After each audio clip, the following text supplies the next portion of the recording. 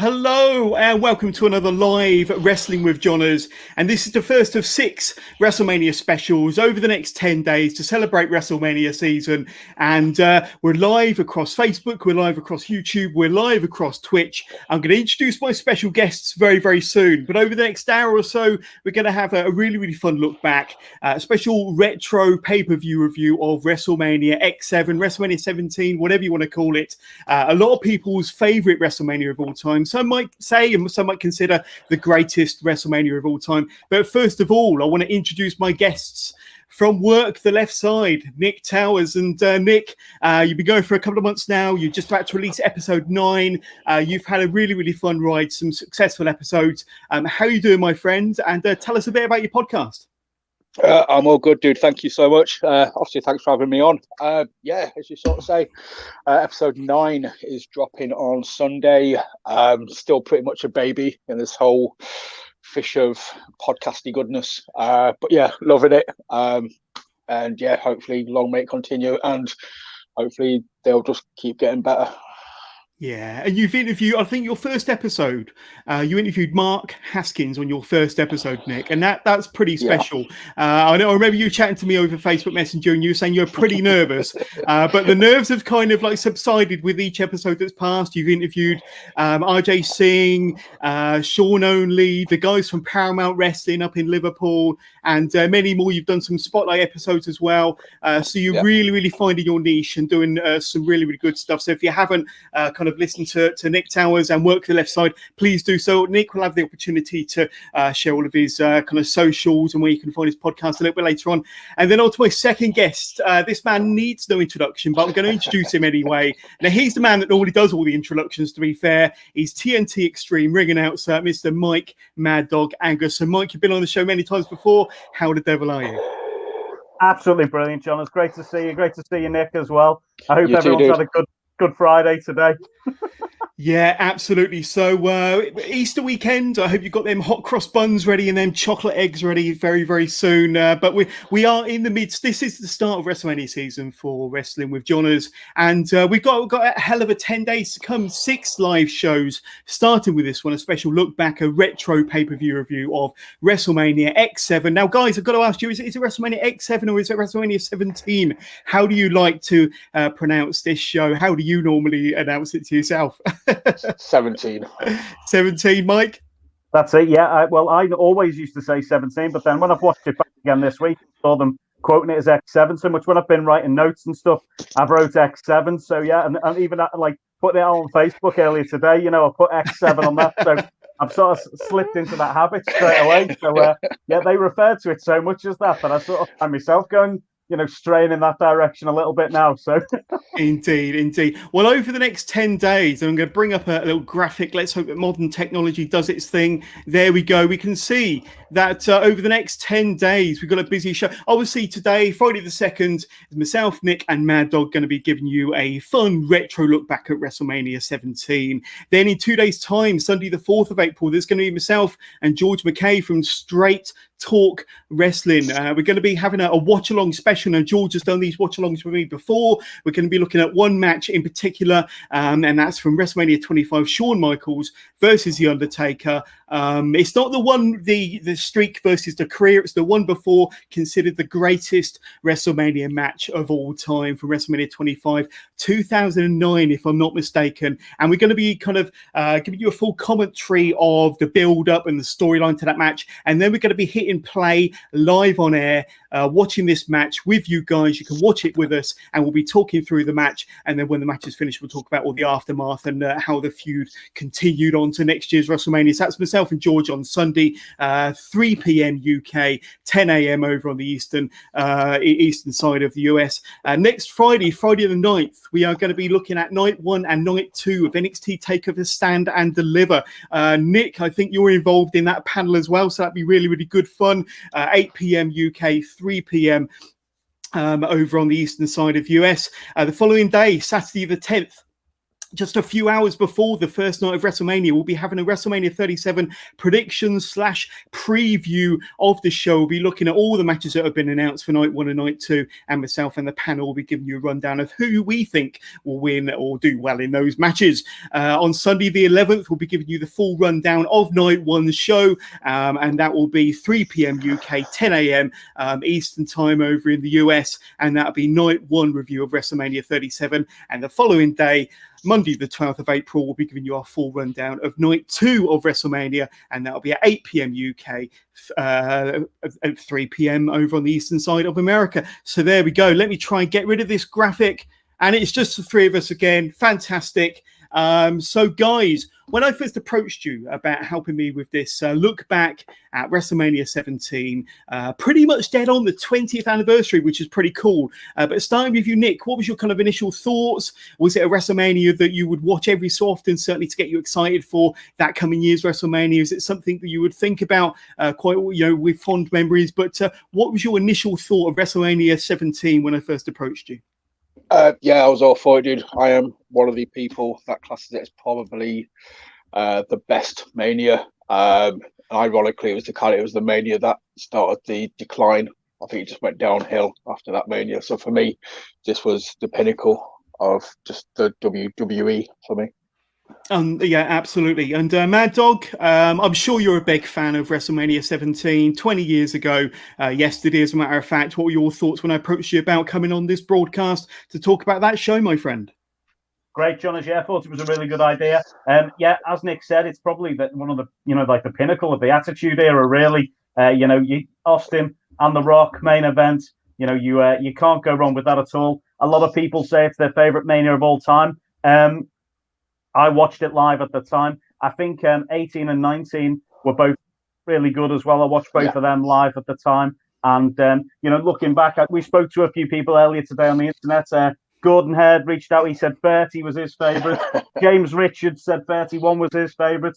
We had Mike Connolly, who liked 19. And Grizz said anything without the catfight girls is not for him, so he wants Tori Wilson involved a little bit. There you go, Grizz. Yeah, that's his match. That's his 5-star from the Tokyo Dome, that one. But Grizz also reckons that WrestleMania X7 is the second best WrestleMania. Craig Gordon says, evening, guys. Hi, Craig. Evening, Craig. And we got James Richards says it's the best Mania. But Matt Bayliss, good evening, chaps. Maddog looking very dapper. There we go. And another one from Craig saying, Maddog, you look like you're ready to announce a show. I'm ready for WrestleMania, baby. We're on the road to WrestleMania, and the Maddog is ready to rock and roll. Indeed. One more before we move on from Victor. WrestleMania 17 wasn't a wrestling show. It was an experience. So it really was. But yes, indeed. So before we get into WrestleMania 17, and we really want your comments, we want your questions, we want your feedback, your favorite moments, your favorite memories, and your favorite matches from WrestleMania 17 as we take a fond look back over the next hour or so. Before all of that, and you can comment and send us questions in the comments with whatever device you're using at the moment. We want to talk about this.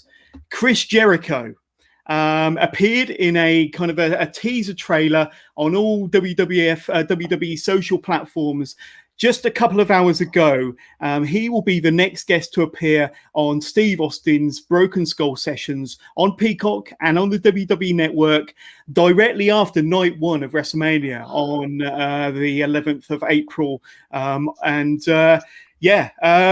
What's going on, guys? Because Chris Jericho, Le Champion, former AEW World Champion, and it looks like he's got a long contract with AEW. He's a current roster member of AEW. Obviously, he was with WWF, WWE for better part of 20 years, up until the last couple of years. But what's he doing? What's going on with him being on a WWE show, regardless whether it's on Peacock, WWE Network, directly after WrestleMania Night 1, April the 11th? Nick, what's your thoughts and opinion on this? It's kind of broken the internet. It's been a hell of a bombshell this afternoon. I'm not going to lie. The first thing I did was check the date and the time it was posted, because I genuinely thought it might have been like retweeted from yesterday or something. I thought it was a joke. I thought it was an April Fool's gag. But no, obviously looking forward to it. It's gonna do the numbers. Obviously Jericho and Austin are mates. They have been for years. They've talked in interviews about each other and the friendship and stuff. So Austin must have reached out to him. It's just surprising WWE have greenlit it. Regardless whether they're saying it's on Peacock or whatever, WWE social medias are advertising it. And I can't see Jericho not mentioning AEW. So yeah, it's must-see TV. Yeah, it really, really is. And I had to check the date as well. I had to make sure that it wasn't something carried over from yesterday. Yeah. But for a second there, I almost didn't believe it. I had to kind of check myself. But Mike, you must have fell out of your chair when you saw this bit of news this afternoon. Well, I'm buzzing about it. The WhatsApps and the Facebook and Twitter lit up, and I did the same. I thought it was going to be the best April Fool's going, and then I read a bit further into it. I think I saw an article. I think it was Hooked on Wrestling, possibly, and I read that basically Jericho had reached out to Austin after the Randy Orton one, which was a great interview there, and he reached out to him, said brilliant interview, and they got chatting and said, do you would you be up for coming on at some point? And then Stone Cold said he reached back out to Vince and said, is it okay if he comes on? And Vince said, yeah, go for it. And then Austin messaged him again saying, Chris Jericho, are you sure it's okay if he comes on?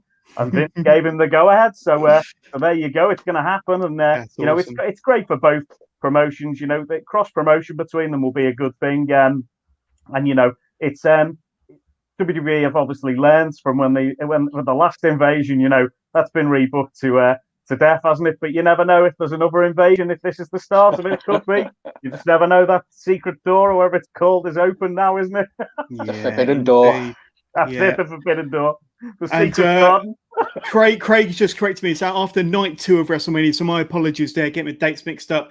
Of course, we're covering night 2 on the 12th. That's why I thought it was after night 1. But you are right, Craig. Thank you very much for your correction there. But yes, and Craig again saying Le Champion is awesome, and he is awesome. And I can't wait to see what's said in that interview. Obviously, there's going to be a lot of WWE stories and matches covered in that conversation. But I'm interested. I think a lot of us are interested to see what sort of AEW conversation comes up as well. It will definitely be interesting for sure. Right, so thank you guys. I'm sure that a lot more is going to come out of the woodwork over the next couple of weeks before that comes out. And yeah, it'll be interesting to see what the wrestlers, both from WWE and AEW, think of that as well, and whether it could potentially bring the two brands together for something else down the line. Who knows? Maybe I'm just doing a bit of fantasy booking there on my own head, but I think we're all doing that at the moment, aren't we? We're all doing that. So there we go. Right, let's have a quick look at WrestleMania X7 then. So where are we? Houston. We are indeed. Houston, we have a problem. So the 1st of April, 2001, and, a pretty stacked card from top to bottom, 12 matches in total. It was from the Houston Astrodome. I don't think they call it the Houston Astrodome anymore. 67,925, I understand it. It was the largest attended event at that arena at the time. Did either of you two watch it live when it happened, either on Sky Sports or whatever it was showing on at the time? Guys, let's start with you, Nick. Yes. Yeah, I always used to always went to a mate's house. There'd be a few of us. We'd just get the drinks in, get the munchies in, and then just stay up and watch Mania. It was always a thing, and that was one of the key ones that we watched. And I'm sure the same for yourself, Mike. You stayed up late with the munchies and pizza and the cans of beer. That's it. Always the pizza. I don't think I was on the beer by that point. I think I was still a little bit too young. But from like WrestleMania 10 onwards, I watched all of them live. So. It was another great one, and it was, what a joy. And one thing I wanted to put in straight away was, Jim Ross and Paul Heyman on commentary. Paul Heyman was an absolute masterstroke for this, because it was one of the first times I think I'd seen him on commentary, and the knowledge that guy has and the way he talks into the matches and stuff, it just makes it even more watchable. I know, I'm a big fan of the King and JR, but Heyman did an amazing job on this night, and it really added to the show and just made the big fight feel even more. So, very good stuff. The commentary there, and the Fink was there. It was all set up nicely. We had the fireworks. We had the intro, the great intro package at the start, Johners, as well, with I think Freddie Blassie showing us the icons of the past. There was a bit of Ultimate Warrior in there, a bit of Taker, a bit of Brett. HBK and Tyson was highlighted, and it was the video package was a celebration of life. And this WrestleMania, it was an absolute celebration. There's all the eras are covered in this one, and watching it back, it just it flows so well, and the matches themselves, it's a really great show. And after not watching it for a couple of years, it was good to catch back up with it and just see how good it actually was. And it stood the test of time, and even surpasses some of the stuff we've had recently. Indeed. And amazingly, this was the first WrestleMania to take place from the great state of Texas. That the show drew just over 1 million buys on pay-per-view, which was considered very, very good, still is considered very, very good. And it was the first WWF pay-per-view after the Monday Night War era, following the purchase of WCW. And I think it was either the Monday before WrestleMania or maybe within that time frame that we had that iconic scene on Monday Nitro. I can't remember where was it, Tampa Bay or Panama City. Panama City, that's right. You had Vince there, and Shane came on the screen saying that Shane was there, wasn't he? Vince was back in the Monday Night Raw arena, and Shane came on saying, yes, it's McMahon on the contract, but it's not Vince McMahon, it's Shane McMahon, and he was the purchaser of WCW, and that was it fed in perfectly to their rivalry and perfectly to their feud leading into their match at WrestleMania 17, which we will get to very soon. The show opened with Limp Bizkit, My Way, of course, which was the official theme for WrestleMania that year. And Limp Bizkit was a really hot band around the early 2000s, so a perfect match for that type of demographic that they were aiming their product towards, kind of at the back end of the Attitude Era in the early 2000s, 2001, of course. There was a pre-show, guys. I don't know if you was aware of this. It's a 12-match card, but the first match took place on, I think it was Sunday Night Heat, and it was the X Factor, Just Incredible, and X-Pac with Albert, of course, defeated Grandmaster Sexay and Steve Blackman in a tag match. Only went 2 minutes 40, and the X Factor, Just Incredible, and X-Pac won that match. But I can't say that I've ever seen that match, to be honest with you. But any thoughts on that opener? Have any of you seen that mysterious mystery Sunday Night Heat match? No, but I'm just gutted I've missed it now because they had such a banging tune by Uncle Cracker, which is probably one of the greatest theme tunes ever.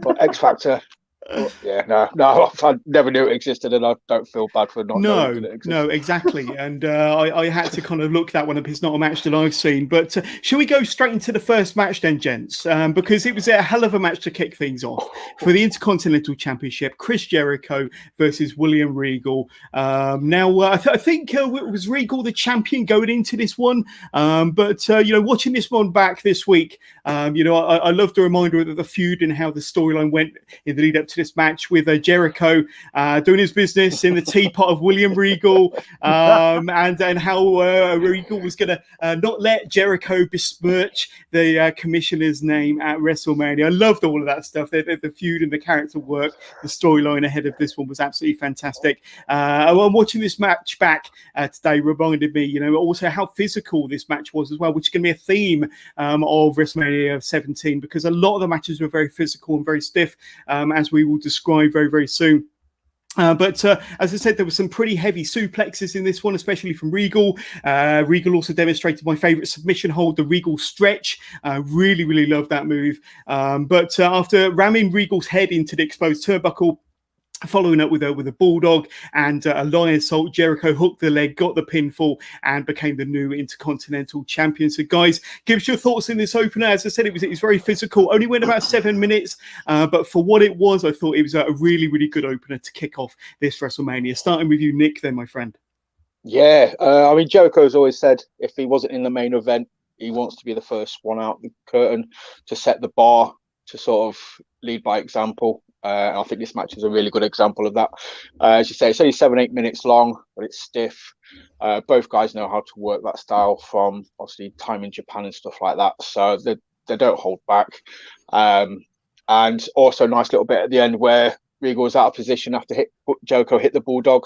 So Jericho had to pick him back up, suplex him to get him into the right position for the Lion Salt. It's just little things like that that just made it a really good, quick match, but it set the tone so well. Yeah, it really, really did. And Maddog, this was a really good opener. But I would have liked to see Willie Regal get the brass knucks out. That's one thing we didn't see, but we saw pretty much everything else in this 7-minute match. What did you think of this one, my friend? That's it, the Southpaw Regal with the brass knucks and the cheating. He was he was a physical commissioner here in this one, and the build up to it was brilliant. I absolutely loved when Jericho was doing the clown and attacked Regal the week before, and the whole stuff of him being a bit of a scallywag and the teapot incident. Someone's put in the comments, "Got anyone for tea?" Yeah, so, anyone for tea, says Ashley. Besmirched by a scallywag there, but it was a great match. It was a solid, fast opener. I really enjoyed how it was pretty brutal. There were some heavy moves, as you said, and the double underhook suplex off the some top. Of them suplexes, that was pretty special. I was very impressed by that. Always loved Regal's style. The Blackpool and the English style. And it meshed really well with Jericho, I thought. And, it was one of the better openers for Mania. I noticed Regal even got busted open hard way by the looks of things in the mouth. There was loads of counter moves, great resilience and toughness from Jericho. And then, obviously, the Lion Salt, and he's still the Intercontinental Champion, Chris Jericho. Great start to the show, absolutely solid opener. And, for anyone who hasn't watched it, definitely worth a watch. Just touching upon the previous one, the pre-show, I haven't seen that match either, but Stu from Stu's Wrestling Podcast interviewed Just Incredible just the other week, so I'll have to have a listen to that, see if he mentions that at all. But one thing I did notice, they didn't do the national anthem on this WrestleMania, as far as I know. No, good spot. Yeah, good shout. That's good spot, I wonder what that was. That's got to be one of the few that they haven't, probably the only one. But yeah, really, really good shout. But good opener. Really, really enjoyed that one. And as you quite rightly pointed out, Jericho retaining his championship there. And then we see in the backstage segment, Shane arriving in a limo saying WCW 1 on the number plate. And then we get a bit of a promo backstage from the APA. You got Bradshaw, Farouk, Jacqueline with their giant cigars there, getting ready for their next match. And Bradshaw, when he was Justin Hawk Bradshaw, part of the APA, he wasn't known for his promos, but this promo that he cut here was absolutely awesome. And he finished off the promo by saying, "You don't understand, it's WrestleMania. Hearts going to be broke, legends are going to be made, egos are going to be shattered, and asses are going to be kicked. We got a match. Let's go." And I think that really kind of pricked my ears up to what a potential talent Bradshaw was going to be in the future. And then as JBL, we all know that he was not only the king of the wrestling ring, the greatest wrestler in the world, self-proclaimed, but also excellent on the microphone. And I think this was a little bit of a glimpse into the future here. But then we did get to six-man tag right to censor with Val Venus and the Good Father and Paul Buchanan, of course, versus the APA, Bradshaw, Farouk, and of course Taz. So even Jacqueline, she got involved at the very beginning with a DDT before the bell rang. We had some really fast-paced offense from these six big guys. But after Taz made the hot tag, we saw a top rope suplex from Bradshaw on Val Venus, and then the clothesline from Hal later on, and it was all over for the Good Father and the right to censor in only 3 minutes 52 seconds. So they packed a lot into this nearly 4-minute match, guys. They did pack a lot into it. They all got in there. They got their shit in, as we might say. But guys, not sure about you, but just watching that kind of clothesline from how I think they do call it the clothesline from how that wicked lariat that Bradshaw used to deliver certainly made my neck hurt just watching that. But Nick, I'm going to start with you. Another short match, but it delivered in terms of the action. Quite a fun match. What were your thoughts? It did what it was meant to do. It got the fans going. Obviously, Bradshaw was a hometown boy. Crowd got behind him. They just got them, not to quote Mojo Rawley, but they got them hyped for like 5 minutes and then they left. Everybody did the job. Right to censor were just absolute idiots, so people wanted to see them get their ass kicked for 5 minutes, and that's what they saw. And yeah, Bradshaw was awesome. Love Taz, underutilized, but at least he got a Mania payday. Yeah, and I tell you, one person I really loved, and I know that he started his WWE career with John Cena, but Will Buchanan, for a big guy, and he must have been kind of 6'5", 6'6". He must have been kind of touching 280, but he could move and he could leap up to that top rope and deliver. So he was really athletic for a big guy. And I loved watching him work, but it was all a bit short-lived for Bull Buchanan. But it was nice to see him getting featured in the WrestleMania match here, albeit on the losing end. But Mike, give us your thoughts on this six-man. Yeah, I thought the promo by JBL packed a lot of information about Texas into that short promo. I was going to go back and look up some of the stuff because a lot of it was sort of sporting references that I wasn't too familiar with. But yeah, no, great stuff. Really got the crowd going, and the crowd were loud for that first match with Jericho and Regal, and they were really popping off for this one. And you know, I'll tell you what, Right to Censor's theme tune, my good friend Texas Pete messaged me, he said that's the worst theme tune there has ever been, and I would say that is possibly up there. Having that, I did have to turn the TV down when that came on for a moment. The memories came back, and they weren't good memories, but that match, I tell you what, Taz was one of my absolute favourites at the time, and he did not take a bit of a beating in that match. Even you know, he sort of took a bit of a whipping. And there's one point where he even nearly stumbles into the ropes because he's thrown in so hard. There's a bit where he goes to the corner. He nearly goes going into the Face corner. First, yeah. They're really firing him about. You know, he takes a beating there, and he earns his WrestleMania paycheck that night. Because I tell you what, out of everyone in that ring, he really went through the ringer in them 4 minutes. And then, unfortunately, Farouk didn't get to do too much, but Bradshaw was the main focus, being the Texan boy. And JR even compared him to Maddog and Hansen in this one. And you know, Heyman was sticking the boot in on the Texans a little bit, but I think that was being fed to him in the ear, wasn't it? I don't think that was necessarily his opinions, but he was working the heel commentator at that point. And it gets worse later on, doesn't it, as well? Well, exactly. There's a few comments that I've sort of thought, oh well, Peacock's not going to have that on the network, is it? Yeah, I think watching it on the old DVD certainly brought up a few bits that you're not going to ever see again. Like, but you know what? It was a good match. And the comment that I remember, it ain't ballet, I tell you. So yeah, fantastic. Let's talk about the next match then, because we've got a few more to go through. But for the WWF Hardcore Title, now you might kind of remember this match very fondly. It actually kind of played better when I kind of watched it this morning than I remembered it, to be honest with you. I remember the WWF Hardcore Title matches were sometimes comedy, but this one was all action, and I really enjoyed this one. It was a triple threat match between Raven, Big Show, and Kane, of course. Now, one interesting fact about this particular one, it was the WrestleMania debut of Raven, of course. Now, you might say, hold on a minute, he was in a WrestleMania before. And yes, he was, as a performer. And you may remember him several years earlier, back in 1994, as the manager of Quebecers as Johnny Polo. But as a wrestler, as a performer, this was his WrestleMania debut in 2001. And Raven came down to the ring with a trolley cart full of weapons, with Kane following Raven, and then kind of throwing him over the top rope as Kane was as Big Show was making his entrance. Big Show luckily kind of caught him. The match very quickly went to the back where a lot of the action happened. They fought through the crowd and then to the back of the Astrodome.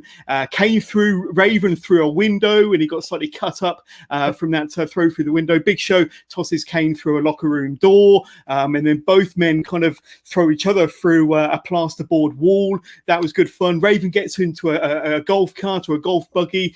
Big Show is in tow, and kind of they crash the golf buggy and nearly kind of crash it off of the rampway where they were, just being stopped by some some fencing.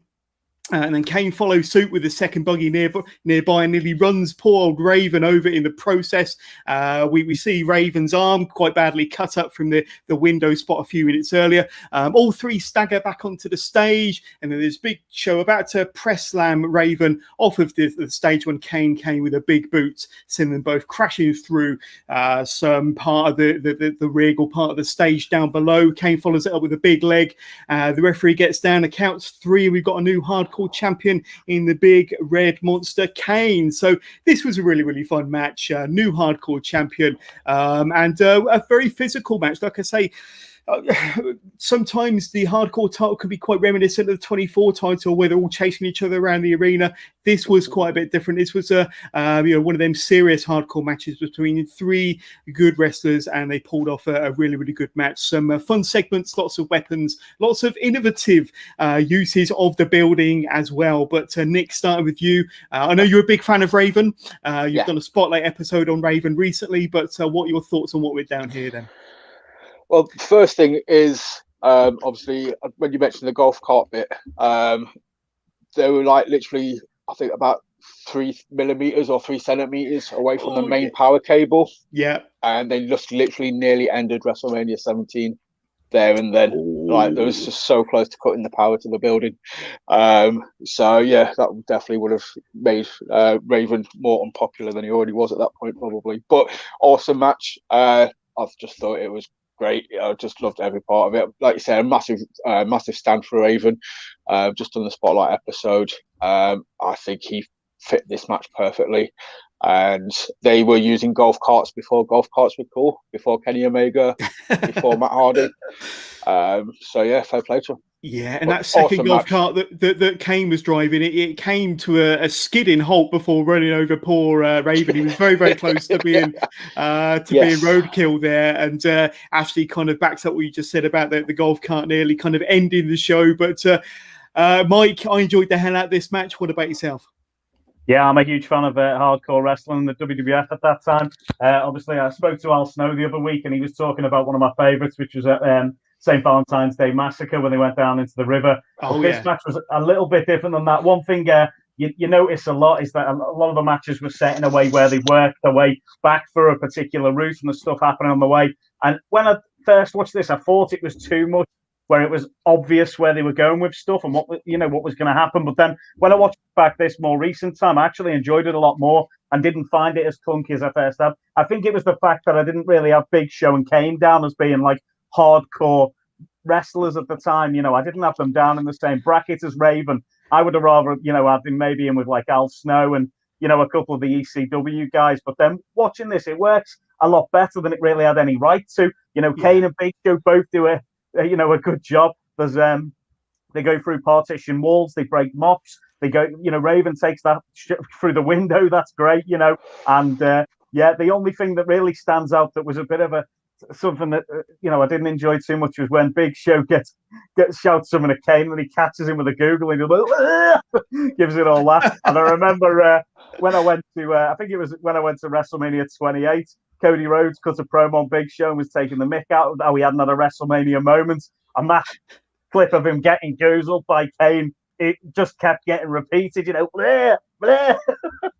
So, so that stands out. And obviously, James loved it. Match of the night for him. I thought it was great. And, that shout from Raven when he gets run over by that golf cart, I think that's a legitimate, I've just been run over by a golf cart onto me leg shout, to be honest. So, and James says again, one of his favourite matches of all time. So high praise there from James. I think watching it back this morning, I remember it probably not as well as I watched it this morning. When I watched it this morning, it kind of I realised what a great match it was. I'd forgotten what a great match it was indeed. But that was a really, really fun match. But another fun match and a different match yet again to what we've seen previously. Kurt Angle versus Chris Benoit. Now, I've got to be honest, in the 2.5 years I've been doing wrestling with Johners, I've barely mentioned the name Chris Benoit on any of my podcasts. I don't think I've covered any shows that Chris Benoit has been a part of for some reason. On any of my retro shows, I've looked back to the early 90s maybe, but so this is the first time that I'm going to be talking about Chris Benoit on any of my shows in 2.5 years. But focusing on the match, guys, this wasn't your typical sports entertainment match. This was more like a fight, and it felt like a fight. And these two guys, they really did put on a clinic of a match. Some really, really good wrestling in this. Some hard, stiff shots. There were stiff suplexes, some really stiff chops, as you would expect. Plenty of submission holds, plenty of counters and transitions transitions. There was angle locks from Kurt Angle, and there was the crippler crossface as you would expect from Benoit. And at one stage, Angle does actually tap out, but only after the ref was knocked down. And there was a super close near fall from an Angle slam too. However, as stiff as this match was, guys, we get another slightly cheap win this time from Kurt Angle after he rolled up Benoit with a handful of tights after 14 minutes and 4 seconds. But give us your thoughts on this one here, guys. It's 14 minutes of a masterclass. Literally two guys at the peak of their abilities. They even play in it like for the first 5-10 minutes where they just play it like they're trying to make each other submit. They want the other guy to tap out. They're not going for pinfalls. And then they get to a point where they realise, okay, crap, I'll just take the victory any way I can. It just tells a story, man. It's just an awesome, awesome match. And obviously it's tainted because of one of the participants, but putting that aside, I can still watch his matches, and this is a match that I would highly recommend. Yeah, it's kind of not the prettiest of wrestling matches, but it was there for its action and its kind of stiff blows, its chops, its suplexes, its submission holds. But Mad Dog, give us your thoughts on this one, buddy. It was a very memorable WrestleMania match, but like I say, the participants certainly put on a good match, didn't they? Yeah, you know what I really enjoyed was when Angle's backstage before it, and Edge and Christine come in ready to party. And they're ready to celebrate. They already think they've won their match anyway. Angle's talking about how he, if the referee didn't see him tap, did he ever tap and all that? And I just thought that was great. He's ready for this. He's taking it really serious. And it started as a battle of one-upsmanship. It was great chain wrestling, hold and counter hold. It was literally the best amateur wrestler at the time against probably the best technical wrestler at the time. And they did put on a masterclass. It was a really great match, and the diving headbutt was in there. You saw the best of both of them in that one, and they both put it all on the line. It was a brilliant match, and you say it was slightly tainted by the ending, but I think if anything, the ending added to it because it leads you on to that next bit of what's going to happen next. Because he's even though he's the best wrestler in the world, he's had to cheat to beat Chris Benoit there, hasn't he? So and he's used the tights. So it just shows, he's willing to do anything to win, and yet he has to do that to beat Benoit. So it leads on to them doing more stuff, which is great, and it adds to the character Kurt Angle had at the time, So I just thought that was really great. It led to an I Quit match, didn't it? At Backlash, I'm pretty certain they had an I Quit match at Backlash. Yeah. It just extends that feud, and the match itself stands alone on its own. Watching it was just brilliant. One that I haven't completely forgotten about it, but it was it was a real joy to watch it again. A great match, great wrestling match. It's one of the WrestleMania classics. It doesn't get mentioned very much nowadays for obvious reasons. But I skipped ahead a little bit because one match that took place slightly before it was Eddie Guerrero versus Test for the European Championship. So Test going in as the European champion. Now, Test is another guy that showed a lot of promise back in the early 2000s. A big guy, big good-looking guy, great physique, and what was a little bit green, was very green in the ring, but showed a lot of promise. But kind of fell out of favour. 1 minute he was a hot commodity, and then he wasn't being used much at all. But in this match against Eddie Guerrero, and of course, Eddie Guerrero is going to go on to have better WrestleMania matches, certainly 3 years later in 2004, WrestleMania 20, when he wins the WWE Championship. But this was good, and you had some interference from Perry Saturn and Dean Malenko, and kind of the use of the European title to help Eddie Guerrero win the championship by cheating and stealing the belt like he did. He cheated, he steals, of course. This was another fun match to go back and watch when I checked out WrestleMania 17 again this morning. Nice to see Test in a featured match. But Nick, what was your thoughts on the European Championship match, my friend? Loved it. Obviously, Eddie's Eddie. Guy was a legend, and I was a massive fan of Test at this point. I thought I still stand by. Nobody gave a big boot better. He just hit the noise perfectly, and I wince every time he delivers the big boot because of the sound. It was a great match. It was perfect contrast of style. You had the big dude You had Eddie Guerrero. You had Perry Saturn at ringside in his fluffy hat. Love that hat. Awesome. That just looks so cool. Awesome. Yeah. Very borderline ridiculous. Yeah. Oh yeah, but Heyman gets the jibe in at JR because of the hat as well, doesn't he? He's like, what kind of grown man wears a hat like that? Or a cowboy hat. But yeah, no, awesome match. It just does the job, man. It's Eddie Guerrero in his early days in WWE with the Latino heat, as you say, the light heat, the steel. The Radicals are there, Malenko, Saturn. Everybody plays it as they should, and it's a good, entertaining match.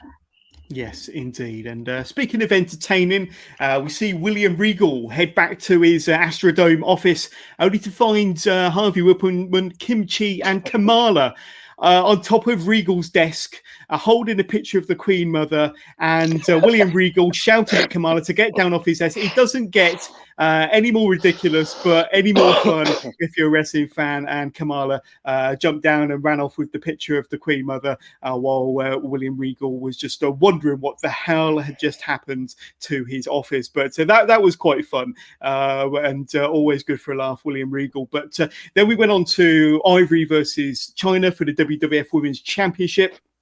The right to censor were banned from ringside in this one, and for me it wasn't a very memorable match. It only went a couple of minutes, and the only memorable bit for me was China's entrance and that pyro gun. I thought that pyro cannon was pretty cool. However, the match only lasted a few minutes, and I think it was a power bomb and then a gorilla press slam that ended it for Ivory. And then for China, I think she wasn't long for WWF after that. I think she defended the championship once against Lita at Judgment Day a few months later, then didn't wrestle for a while, and then she was gone by November. So by November 2001, China was gone from the company. So it wasn't a very auspicious title reign for China. Obviously, her best days were behind her.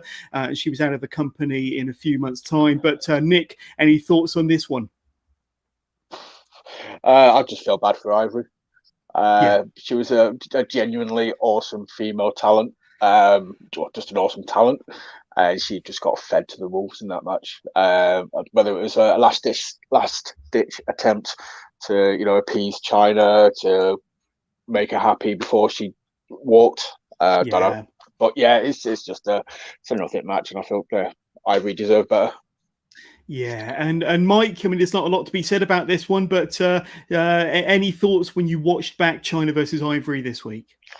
I was going to say, to be fair though, I think it was probably the pinnacle of China's career, I'd argue, because it was a one and only women's championship. When I know she had a lot of fights with the guys as well and was the Intercontinental champion, but it was probably she'd had quite a lot of sort of cosmetic work done at the time, and it was different outfit for her. She had the fireworks and everything. I think it was a big moment for her, a crowning moment to be the women's champion. I think that was probably quite a big moment for her, to be fair. And she does look obviously dominant in what is a squash match. It's a shame Ivory wasn't given more in the match, but for China, it's probably the pinnacle of her career, and it was towards the end of her run, and she wins the women's championship, and it was the only time she held the belt, as far as I know. So it's probably a big moment for her, and she looked very good in that match. It was probably one of her best outings that I've seen her have, apart from her matches, against people like Jericho and Jeff Jarrett in the past. So. Yeah, and it's a bit of a sad ending for China because, of course, I believe that she wanted to stay, but there was contract disputes and wranglings over. She reckoned that she should have been paid the same as a lot of the guys and wanted to be featured for the top spot in the company. And yeah, she might have been kind of the top female performer in the company at the time. But I think that with all of the wranglings from China, a lot of the bosses were growing a bit sour on China. And of course, she was gone by November. So, and I don't think we saw her back in a WWE ring or building ever since. But yes, I know she had a stint in TNA, didn't she? But that was short-lived also. But let's move on, shall we? And the next match is definitely one to talk about, the street fight between Shane McMahon and Vince McMahon. And I've got to say, on paper, this match, just didn't really have much promise on paper. But then when you look at the storyline and when you look at the build, when you look at Shane McMahon getting one over on his dad, purchasing WCW just days before their big match, the inclusion of Trish Stratus and Linda McMahon in the storyline with Vince wanted a divorce and keeping Linda in a comatose state, and then the match itself, which massively over-delivered in my opinion, and over-delivered in a lot of people's expectations. It's a pleasure to watch back. I really, really thoroughly enjoyed this. And prior to the match, Shane does a shout out to the WCW crew up in the skybox. Mick Foley was introduced as a special referee. Shane and Vince came out to the same music as well. So this was before Shane's Money, Money, Money music. They both came out to No Chance in Hell, which I was reminded of when I watched the show back this morning. But that was a fun little bit of trivia there. This match is pretty awesome. They used all kinds of weapons around ringside, and from metal sheets to kendo sticks. Shane even hits a diving clothesline off of the barrier. Vince even takes a shot to the head with a monitor, which sounded pretty stiff. It sounded pretty sick, actually, when the monitor connected. Shane crashes through the announce table at ringside, and as promised, we see Trish and Linda come down to ringside. Trish obviously pushing Linda in the wheelchair, and Trish slaps the taste out of Vince McMahon's mouth. Trish then gets into a fight with Stephanie. They fight all the way to the back. This match gives you everything and more. We even get to Vince Neil Mick Foley on the outside with a chair, and then he rolls Linda into the ring, places her in the corner, but then just as Vince turns around, Linda gets up from a comatose state, and with Vince McMahon with eyes like saucers, gets kicked down below by Linda, and then Mick Foley, he gets his own back before Shane McMahon places the trash can in Vince's lap and hits an awesome coast to coast, which was, I think, one of the first times we'd seen Shane hit that move, and pins Vince in this awesome street fight. 1, 2, 3. So the story was there, the action was there, but there was quite a few high spots as well, especially from Shane, and I absolutely loved this. I think it over delivered in every aspect. But Nick, I'm going to throw it to you. What did you think of this street fight? Yeah, you're right. It was awesome. But firstly, we'll call it as it was. It's a Van Daminator. It's not a coast to coast. Shane stole that from the whole effing show. It's a Van Daminator. Shane's a thief. You're not wrong. You're not wrong. And when you go back to the Attitude Era and stuff like that, I always like to sort of look at some of the matches out of context. And if imagine like somebody who'd never watched wrestling watched this match, and like the whole synopsis of it is millionaire drugs wife into a coma so he can bang a tasty blonde with big boobies, and takes her around to the ring. It's just absolutely ludicrous, the actual storyline behind it, but it works so well. It's just the Attitude Era in a nutshell, and it's just, yeah, it's an awesome match. Shane always delivers, always used to deliver. He was, the high spot machine back in the day, and Vince is always willing to, get bust open and do a job. Yeah. And Mike, what were your thoughts on this one? I'm sure you enjoyed it just as much as I did. Yeah, there's all sorts going on, isn't there, in this one?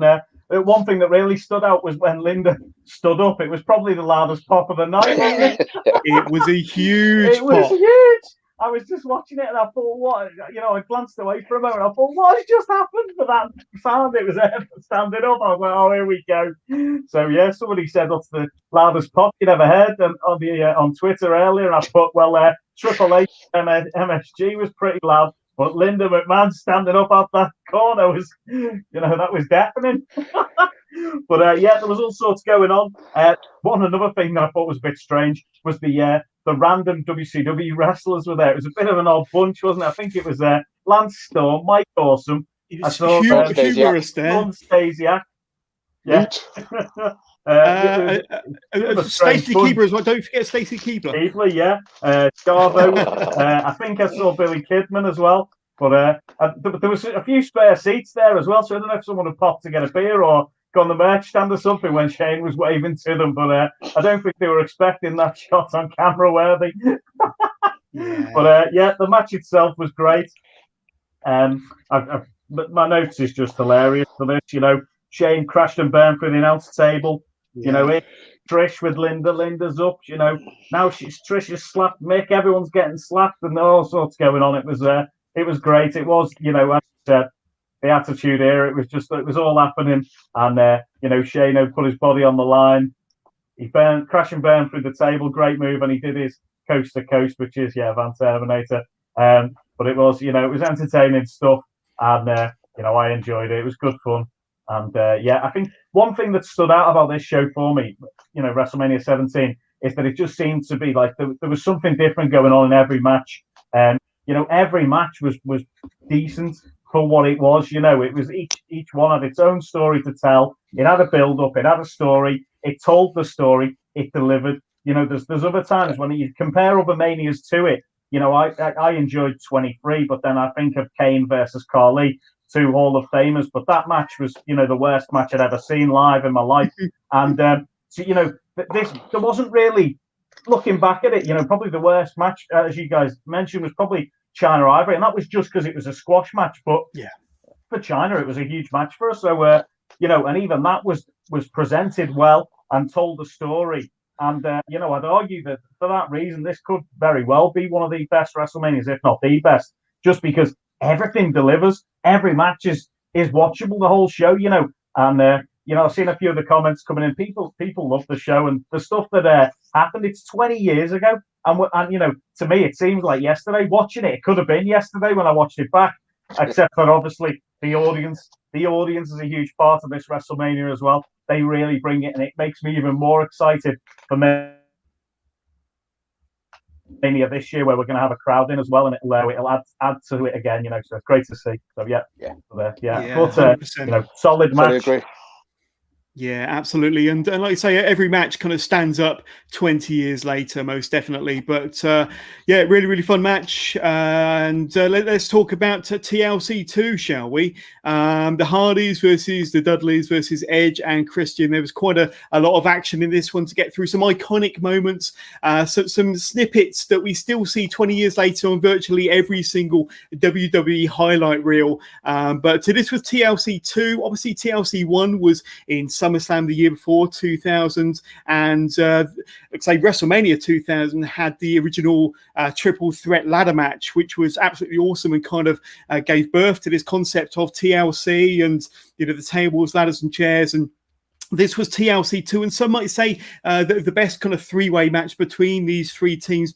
But say all three of their matches kind of stand up today, and especially this one in particular. And as you would expect, there was tons of double team action in this one, tons of spots with the tables, tons of action involving the ladders. But unlike their previous encounter, there were also some additional elements involving run-ins from the like of Spike Dudley, Rhino, and of course Lita. However, Lita, she got disposed of with a 3D from the Dudley boys, of course. Jeff Hardy destroyed Rhino and Spike with an awesome swanton off the biggest ladder you've ever seen on the outside through 2 tables. And you could just see all of the air leaving the body of Spike Dudley when Jeff hit that one. I think all three of them were the worst for wear after that spot. And then there was the spot that everybody remembers, where Jeff Hardy is hanging from the cable, which is attached to the belts, and then Edge comes off of the ladder in the center of the ring with a ginormous, the biggest spear you've ever seen in your life, and spears Jeff probably 15 feet off the ground down to the canvas in a spot, in a segment, in a clip that's shown in pretty much every single WWE highlight reel to this day. And then Bubba Ray and Matt Hardy, they get tipped off the ladder out of the ring and through a double stack of tables on the outside. And of course, Rhino plays a part at the ending when he helps Edge to unstrap the titles for the win. And you thought that the other 2 triple threat table matches or or TLC matches were good. This one tops it all off. I think that the additional elements of Rhino, Spike Dudley, and Lita definitely took this one to the next level. I absolutely loved it. And the interesting thing is, and I'm sure a lot of our listeners probably know this, but if you don't, Edge and Christian won all 3 of those matches, which is a really, really surprising bit of trivia there. But Nick, I'm going to hand it over to you. TLC 2, in my opinion, match of the night, but what about yourself? Yeah, I'm not really going to disagree with that. I think it was just loads of chaos. It was an awesome match. Like you sort of said, they always deliver, man. Those guys know how to put a match together. They know how to highlight everybody's strengths. And like you say, you got that spot with Edge and Jeff that's still talked about now 20 years later. It's still shown now. That's how iconic it is. Absolutely banging match. Always nice to see Lita. Massive fan of Rhino at the time, so popped huge for him. And yeah, it's, as I say, it still stands up now. I would recommend people who don't watch wrestling or kind of dipping the toe in the water, that would probably be my top 5 matches to show them, to be like, look, this is what wrestling is. Yeah, and it's one of those matches, as you said, that lives up to today, 20 years later, and you can watch time and time again and not get bored of watching that match. And sometimes when you see something new, but Mad Dog, I absolutely love this. But before we hand over to you, Mad Dog, Ashley Clement says it's the best TLC match in history. Would you agree with Ashley? Yeah, I'd say so. I think by this stage, they've got to the stage where they'd had a couple before, and I think this one is a masterpiece by them. They've gone out to steal the show. And I think they've achieved it, to be fair, even on such a good card. At the time I'd seen, I'm not sure if the first one was, may have been No Mercy, where they did that Terry Invitational. I think it was the Hardys versus Edge and Christian, just in like it might have just been like a ladder match at the time. And then they built there with the Dudleys, those damn Dudleys getting involved. And then obviously this one is really the culmination of a good sort of 2 years worth of these guys growing and just getting better at this style of matches. And this one is so well done. And everything happens sort of makes sense. Everything you want to see in it. They're using the ladder as a weapon early on. The Dudleys get the was up and they get the tables in. Everything that you want from those tag teams is in there. There's, the spear off the ladder. It is a masterpiece. And, all the little additional bits we've mentioned about Spike, Rhino, Lita, all of it makes sense. So many big bumps in there. As you said, the swanton fruit off that giant ladder is amazing. Oh, unbelievable. Oh, I bet. Well, we said, didn't we, before? There's probably a few people woke up with a bit of a headache the next day after this show. But, they put their lives on the line, and it's 20 years on. It's still remembered. And 20 years on, almost all of them are still wrestling. So, at the time, JR in the commentary, they're like, these guys are busting their bodies. 20 years on, they're still wrestling, so I know a couple of them had a couple of years off, but I think it's testament to say what they've done here was amazing, and it is well remembered. So what a memory, and what a cracking match. And it's the show just ticked over so nicely. It was 3 hours 40 minutes or something like that for this show, and what we've spoke about so far is just it's all been great stuff, hasn't it? So just shows it is a really good show. 100%. Now, when I think of WrestleMania 17, one match that I do think about very, very fondly is the Gimmick Battle Royale. I think that we've spoken a lot about some really, really good wrestling matches, some hard hitting wrestling matches. We just spoke about TLC 2, but the Gimmick Battle Royale kind of brings it back down to a really, really fun, kind of character-driven nature. Really, really fun match. And a lot of these wrestlers, I'm going to kind of read about one by one in a minute. A lot of these wrestlers were some of our childhood heroes. At least one of them is going to be in your kind of top 5 or top 10 of favorite wrestlers of all time. But one real highlight for me was you had Paul Heyman and JR just sit to one side for the alternative commentary team of Bobby the Brain Heenan and Mean Gene Okerlund, obviously our favourites. And this was Heenan's first WWF appearance in 8 years. And I think just after WrestleMania 9, when he got kicked out of the back door of Monday Night Raw by Gorilla Monsoon, was the last time we saw him in a WWF ring or behind a desk. Yeah, but the participants, and I said I'm going to go through them one at a time because it's a list of who's who of the 80s and the 90s, the larger than life characters. But the Bushwhackers, Butch and Luke were there, Duke the Dumpster Drosy, the Iron Sheik, Earthquake the Goon, Doink the Clown, not the original one, unfortunately, not the Matt Bourne one. Kamala, not with the picture of the Queen Mother, unfortunately, but he came down to the ring with Whippleman and with Kim Chi. We had the Repo Man. Nick's favourite, Jim Cornette, was there as well. Nikolai Volkov, Michael P.S. Hayes, I think in his first WWF match. Of course, we know him from the NWA days and AWA and all the other federations that he worked in. The One Man Gang. The Gobbledygooker, Tugboats, Hillbilly Jim. And I think in some alternate dimension, Hillbilly Jim is still reading out his Hall of Fame acceptance speech from 3 years ago. Brother Love was there as well, and Sergeant Slaughter finished off the list. Now, this was an awesome bit of nostalgia. It didn't last too long. People were flying out left, right, and centre because, let's face it, they're all kind of in their twilight years as wrestlers, dare I say it. But the final two in the ring were the Iron Sheik, Hillbilly Jim. The Iron Sheik tosses Hillbilly Jim out of the ring to win. But of course, Big Sergeant Slaughter has to come in and puts the winner in a Cobra clutch. But not a good guy in my opinion. The Iron Sheik was the winner of the Gimmick Battle Royal. I thought this was a ton of fun. Loved the commentary. Loved having Bobby the Brain Heenan and Gene Oakland, of course, on commentary. And this was a really, really fun bit of nostalgia. But Nick, what about yourself? Did you enjoy this one? It is what it is. But yeah, apparently Sheik won it because he couldn't take the bump. They couldn't throw him over the top rope. That's why he had to win the match. He did take the longest getting down to the ring as well, to be fair. Yeah. Yeah, so he had to win it because he literally could not go over the top rope. But Sarge got his moment, obviously, with the Cobra clutch. It was what it was. It was a bit of a toilet break for everybody at this point, I think, if they wanted to. No, surely not. If they wanted to. You could have gone and, Sheik was still coming down the ring aisle. So, but yeah, it was fun. Just tainted by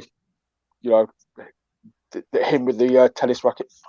And I think just following the Bushwhackers' long-time tradition in Royal Rumbles, I think Butch and Luke were one of the first to be thrown out in very, very quick fashion. But Mr. Angus, what about yourself? You must have enjoyed this.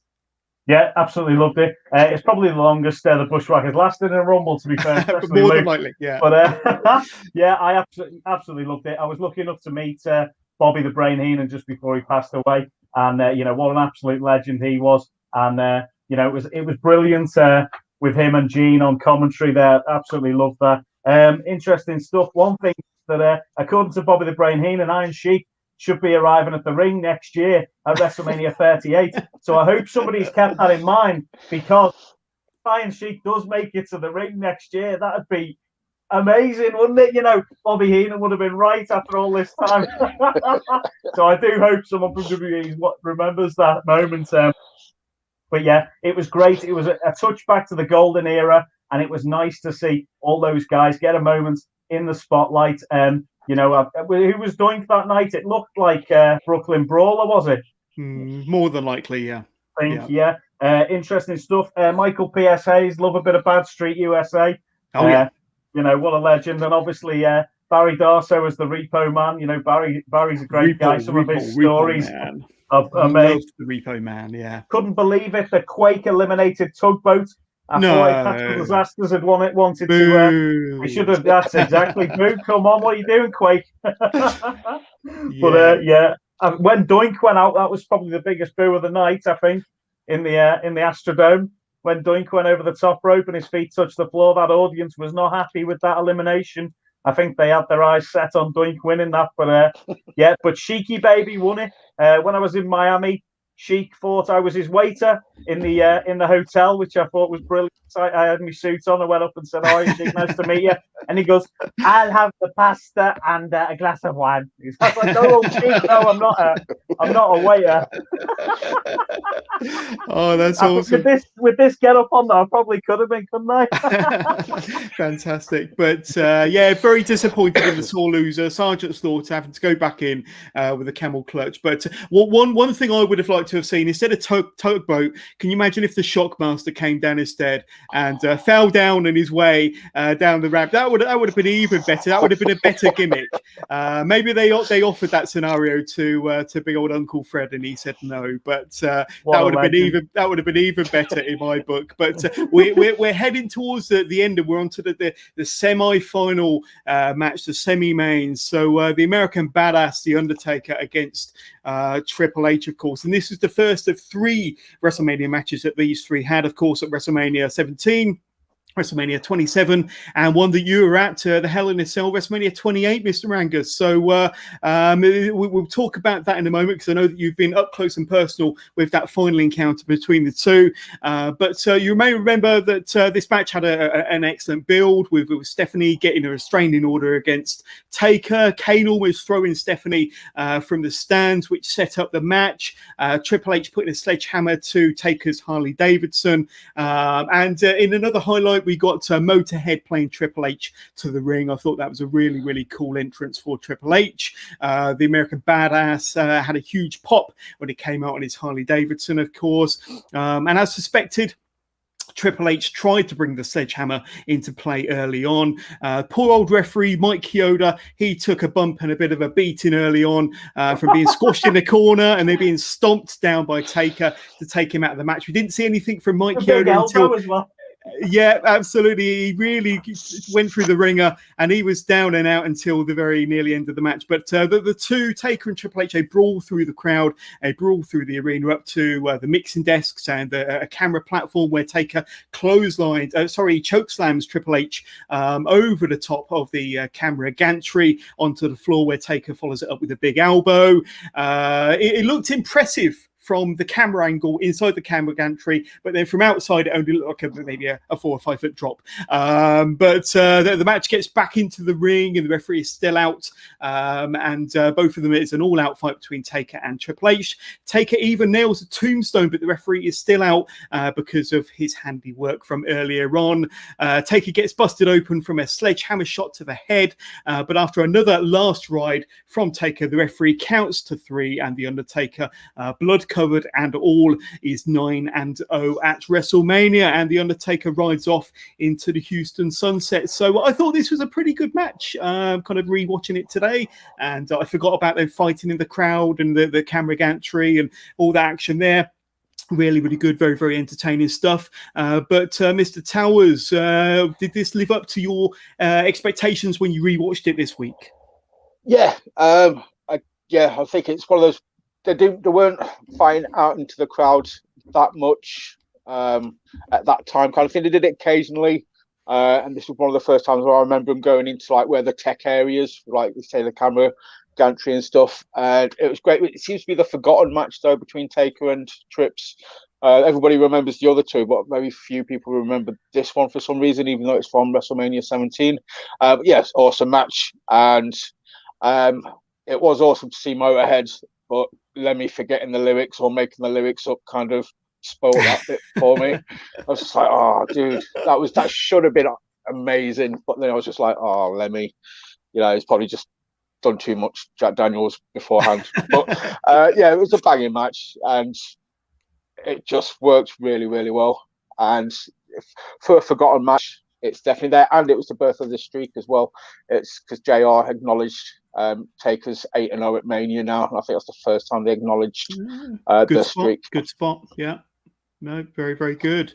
And Mr. Angus, I know that you were privileged to be there. You could you practically touch the ring, touch the cage at Hell in a Cell at 28. But what were your thoughts on this one at WrestleMania 17 then?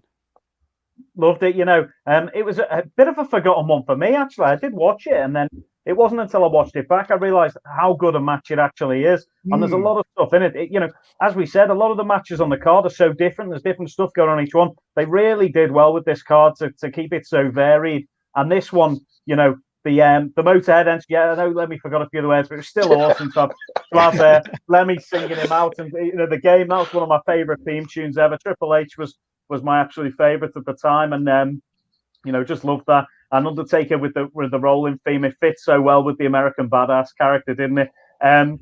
You know, there was some great stuff in the match. Triple H, you know, Undertaker went for old school, and he was the home crowd boy, you know, the Texas boy. So the crowd were really into Undertaker and everything he was doing. There was loads of welcome home signs and all that sort of stuff in the crowd. The audience play a huge part in this show. And when Triple H, you know, ruined old school, you heard the audience were not happy about that. You know, Undertaker's elbow on Kyoto is amazing. If you watch it again, that is one of the biggest legit elbows to someone's head you'll ever see. You know, I wouldn't be surprised if Kyoto actually was knocked out for that sort of 10 minutes they were outside the ring. But the back body drop to the outside was sort of out of nowhere. And with such a big crowd, I wasn't expecting them to go into the crowd like they did. And it was like a mosh pit out there. But, you know, you could see the crowd was moving and everything. It was really like a rock concert, and it was insane that they went into that crowd, and it was great. You know, there were multiple chair shots. The bit where they did the sledgehammer to the head was awesome. It looked like Triple H wasn't quite going to make that sledgehammer shot with the last ride, and then he suddenly just got it right, nailed Taker with it. That was, you know, marvelous, and the sledgehammer flies off. And then I absolutely loved the finish. I think it was brilliant. It was so well worked with, you know, Undertaker hitting that massive tombstone that was absolutely vicious. And then obviously, you know, he gets him in the corner and he's decking him the mounted punches in the corner. And then suddenly that last ride and the crowd popped for that massive. And, you know, it's 9-0. And that was just an amazing way to set up. And this is just before the main event as well. So, you know, what a card and what a great setup just before to send your crowd into the main event hot. And a sign in the crowd as well just says Vince should buy Texas. So Attitude Era stuff. There was also another one, very Attitude Era, because it just said, "Suck me, beautiful." Bit of an American Pie reference there for you. Wow. So. You couldn't get away with a sign like that nowadays, but I think they'll be confiscating that if anybody tried to take that sign into WrestleMania 37 this year. But there we go. Let's kind of go straight to the main event, because from one match to the other, they kind of, you know, were virtually went one match straight into the other. And Steve Austin versus The Rock for the WWF Championship. Now, this is the second time that they've headlined, second time they've main evented a WrestleMania. Of course, the first time was at WrestleMania 15, 2 years earlier. And of course, they do headline another WrestleMania 2 years later, WrestleMania 19 in 2003. So this is sandwiched right in the middle. And obviously, the Rock and Austin at the peak of their popularity. We have to talk about the hype video before we talk about the match, because I mentioned earlier that My Way by Limp Bizkit was kind of the official theme of WrestleMania 17. It's also the music behind the hype video for this match, and it's widely regarded as one of the best hype videos ever. And there's not many hype videos, certainly WWF WrestleMania hype videos, that stand out in my mind like this one does. But you know, going straight from Taker, Triple H, you're all hyped up, a fantastic match, looking forward to the main event, watching this hype video. Your hype levels must be off the scale after seeing this one and being 100% ready. But what do you think of the hype video? I'm interested to know, starting with you, Nick. It's the best hype video, bar none. This was awesome. It was just so well put together. Even the punches being thrown coincided with the beats changing to the music and everything. It was just on. It was 100% spot on. I don't think it will ever be topped, unless they can top it this year's Mania with one over 2 weeks worth of build. I don't know, but yeah, it was banging. Really was. But Mike, we're going to go straight to the action. And a lot of people kind of regard this not only as the greatest WrestleMania, but possibly the greatest WrestleMania main event of all time, or one of. And certainly this feud between Austin and The Rock, it's long-standing. They were feuding over the Intercontinental Championship for a long, long time. They've been feuding over the WWF Championship for a couple of years before this point, and their feud continues. So one of the greatest feuds of all time, one of the greatest manias of all time, and one of the greatest main events of all time. The entrances from both of these two were absolutely electric, and the crowd were on fire for this match. Most definitely. As we go into the match, I mean, Austin, obviously the clear babyface, being the Texas boy, and I believe that it wasn't announced until the Finkel said over the kind of ring introductions that this match was announced as a no DQ match, and I don't think it was previously announced as a no DQ match. Obviously, setting up a lot of the shenanigans that was set to take place during the match. The Rock gets busted open early on with a shot to the head from the ring bell. Austin takes a shot to the head with the ring bell as well. They're both bleeding. The Rock hooks in a sharpshooter with shades of the Austin Bret Hart match from WrestleMania 13, with Austin kind of pouring the blood from the forehead there. Austin returns to favour with a sharpshooter of his own. You don't often see Austin with a submission hold, but returning the favour with a sharpshooter there. We even get flashbacks of Steve Austin's ringmaster character when he slaps on the $1 Million Dream on The Rock, of course. We then see Vince McMahon return to the ring after his match earlier on with Shane, of course, and we soon start to wonder what he's doing out there. He pulls Rock off of Steve Austin from a pinfall attempt. There's a ref bump and a low blow from Austin, and then Austin calls Vince into the ring to nail Austin across the head with a chair shot. We even see probably the best ever sell from a Stone Cold Stunner, and this is another clip that's repeated time and time again when The Rock he really does kind of land on his head and do a full flip. That sells the stunner like nobody else. And then after repeated chair shots from Austin to The Rock, Austin covers The Rock to get the pinfall and the win. And guys, the match was pretty special, from the close near falls to the submission holds to the blood to the stiff shots, and then Vince McMahon getting involved. But I think a lot of people have mixed feelings on the outcome of this match, because it was the heel turn from Austin that not many people were expecting. He was obviously always shades of grey when it came to Austin, but I think deep down he was always the babyface, always getting the pop. Turning heel in front of his Texas fans and shaking hands with the devil, shaking hands with the guy that he had the long-standing rivalry with, Vince McMahon, his bitter enemy, to close the show. To a lot of people, it was quite an unpopular end to the match and quite an unpopular end to WrestleMania. But Nick, I'm going to start with you. Give us your thoughts on the match and that ending. The match was awesome. Barring the ending, which I'll mention in a minute, the match itself was absolutely, it was just awesome. You had the blood, you had the submissions, it was tense. Both guys absolutely turned it up to 11 on that night. They just came out and they just had a chemistry. They were just there's never been two guys like a Rock and Austin in the ring together prior to that. The closest maybe would have been Savage and Hogan, but even at that they weren't Rock and Austin, and it's not going to happen again at any point. I wouldn't say.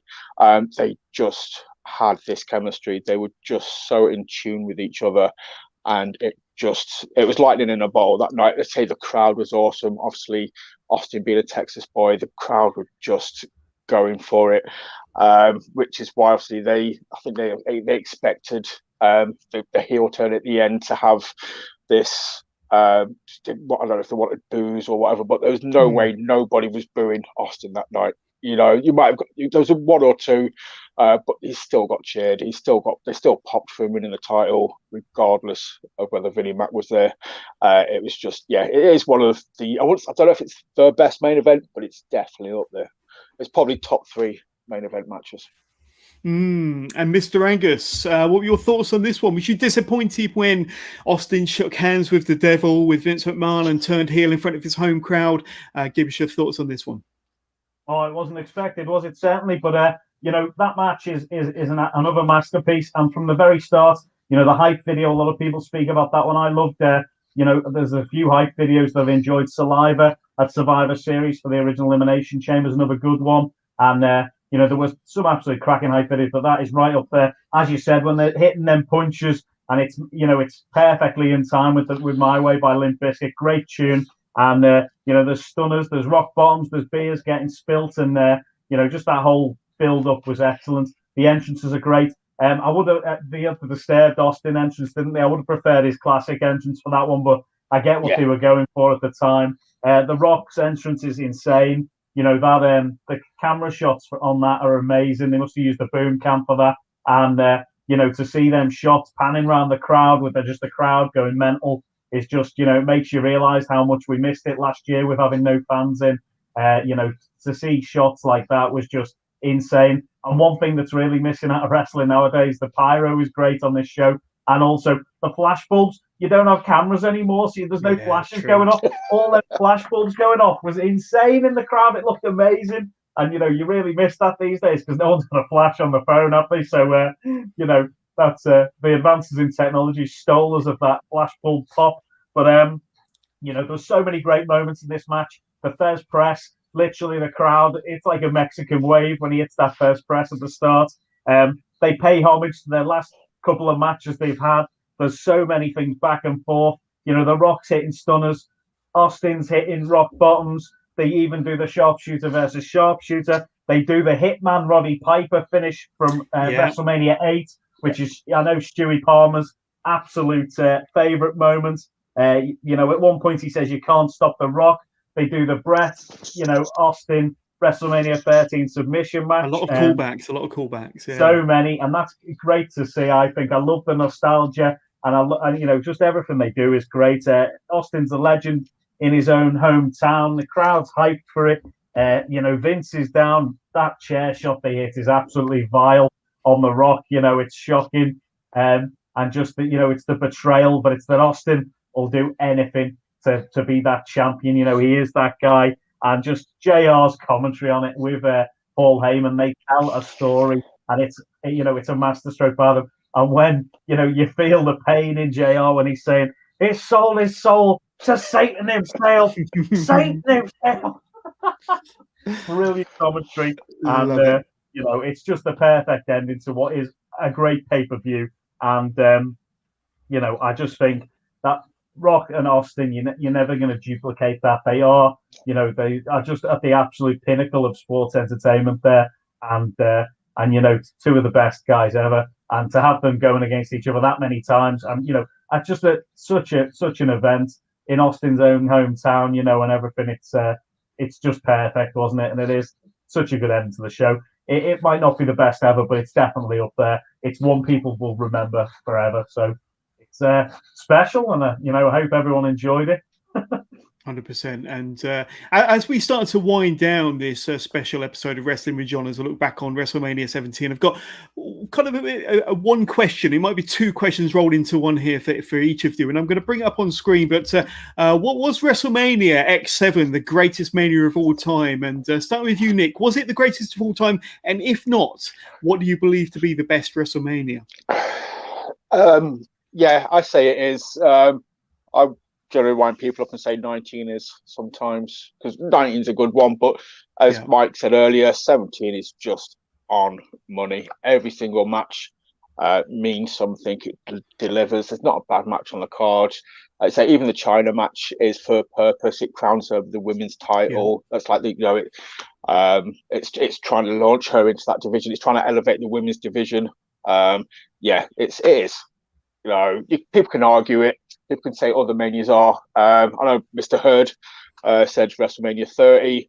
WrestleMania 30 is awesome because of the Daniel Bryan story and the end of the streak. But that's it. That for me, that's the two moments from that Mania. 17 is just a constant 3 hours and 43 minutes of just adrenaline and awesomeness. Yeah. And I'll be honest with you regarding Gordon Hurd's comment. I've got to say it's very close for me between 17 and 30. It's very, very close. But probably 30 edges it in my book purely because of the whole story and the Daniel Bryan moment. I just absolutely love that. But Mike, the same question to you. Was 17 the greatest WrestleMania of all time? If not, what picks it at the post?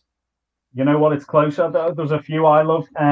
WrestleMania 5, Mega Powers Explode was great, but a lot of them you can pick holes in certain matches and say, that match wasn't that great actually, or toilet break there or whatever. But this card was solid. It was absolutely solid. Every match delivered. Every match told a story, and for that reason, it is definitely up there in the top 5. I'd have to really go into the into the Maddog archives and take them all to shreds to argue against it being the best ever. Liam Breverton, my good friend from TNT Extreme Wrestling, he says it's his favourite ever.